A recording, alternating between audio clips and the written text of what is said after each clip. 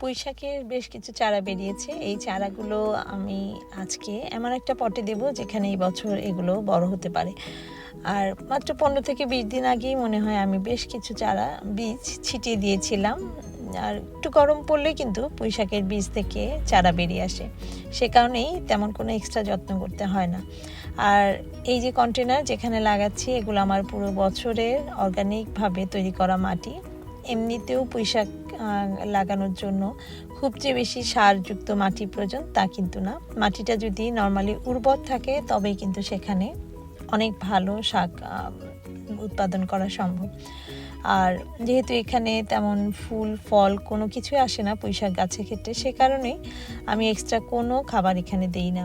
তবে এই যে একটা একটা করে এভাবে লাগিয়ে দিলাম এবং হালকা একটু পানি দিয়ে দিলাম, এবং যখন গাছগুলো একেবারে বাড়তে শুরু করবে তখন মাঝে মাঝে আমি চাল ধোয়া পানিটা দিয়ে থাকি।